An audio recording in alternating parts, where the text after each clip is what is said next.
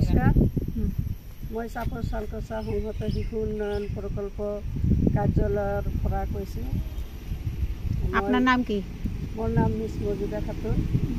আজি আমি চাপৰ চালকচা সংহত শিশু উন্নয়ন কাৰ্যালয়ত এটা ৰাজহুৱা সভাত আহ্বান কৰিছোঁ। এই সভাত আমি সকলো অংগনবাদী কৰ্মী সহায়িকাই মিলি এটা ৰাজহুৱা সভা কৰিছোঁ। এই সভাখনৰ উদ্দেশ্য হ'ল আমি ইমান দিনে যে CI2ৰ লগত থাকি অসম ৰাজ্যিক অংগনবাদী কৰ্মী সহায়িকা সন্থাৰ লগত থাকি যি কাম কাজ কৰিলোঁ, যি আন্দোলন আৰু কিবা কিবি কৰিলোঁ, সেইখিনিত আমি একো লাভৱান হ'ব পৰা নাই কাৰণে আজি আমি এই সন্থাৰ জৰিয়তে আমি CI2ৰ পৰা ওলাই আহি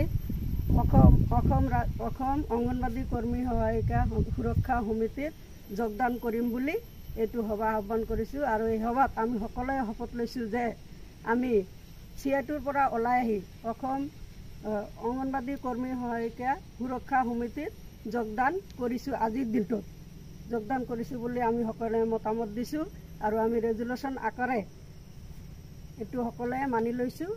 আৰু ইয়াত আজিৰে পৰা আমি সুৰক্ষা সমিতিত যোগদান কৰিছোঁ। আৰু আমি ইয়াৰে পৰা চাপৰ চালকচা সংহত শিশু উন্নয়ন প্ৰকল্পৰ পৰা আমি মাননীয় মুখ্যমন্ত্ৰী মহোদয়ক আহ্বান জনাইছোঁ যে আমাৰ যি দাবী, আমাৰ সন্থাই যিটো দাবী দিছিল, সেই দাবী মাননীয় মুখ্যমন্ত্ৰী মহোদয়ে যাতে আমাৰ দাবীখিনি মানি লয়। আৰু বিশেষকৈ আমাৰ যিটো মাননী, সেই মাননীৰ সলনি যিটো মজুৰি খুজিছোঁ আমি, মাননীয় মুখ্যমন্ত্ৰী মহোদয়ে যাতে সেইটো আমাক গুৰুত্ব সহকাৰে লয় আৰু আমাক যাতে সেইটো দিয়াৰ কাৰণে মাননীয় মুখ্যমন্ত্ৰী মহোদয়ক আমি আহ্বান জনাইছোঁ, কৰজোৰে অনুৰোধ জনাইছোঁ। আমি মুখ্যমন্ত্ৰী মহোদয়ৰ কথা মানিছোঁ।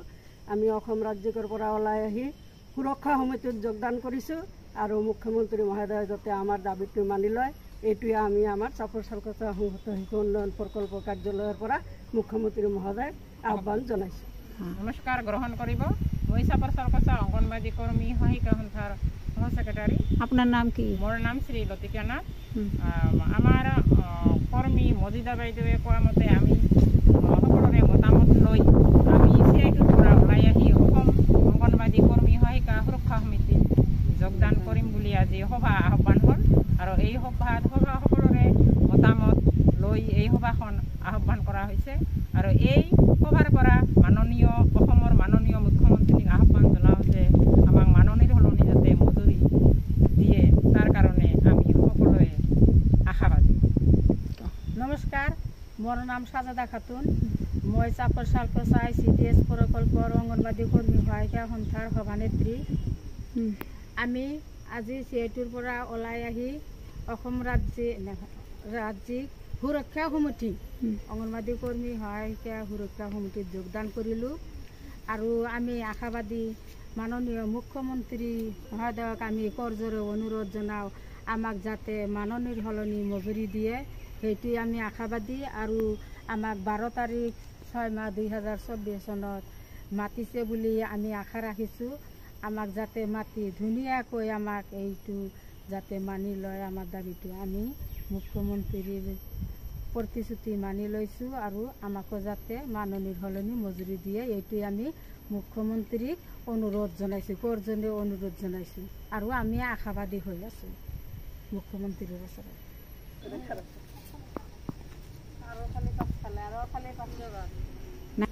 আমি হেমন্ত মামালৈ কৰজোৰে অনুৰোধ জনালোঁ আমাৰ দাবীখিনি যাতে মানি লয়, তাৰ কাৰণে অনুৰোধ জনাইছোঁ।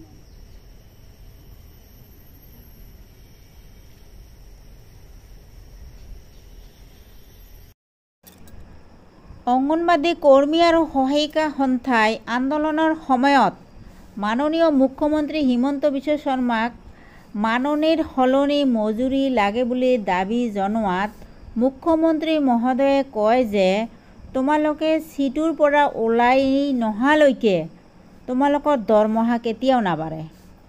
অংগনবাদী কৰ্মী আৰু সহায়িকা সন্থাই মুখ্যমন্ত্ৰী মহোদয়ক সন্মান জনাই সকলো অংগনবাদী কৰ্মী আৰু সহায়িকা সন্থাই CI2ৰ পৰা ওলাই আহি মহোদয়ক বিনম্ৰ অনুৰোধ জনায় যে আমাক মাননীৰ সলনি মজুৰিৰ দাবী মানি লওক, আমাৰ প্ৰাপ্য আমাক আদায় দিয়ক।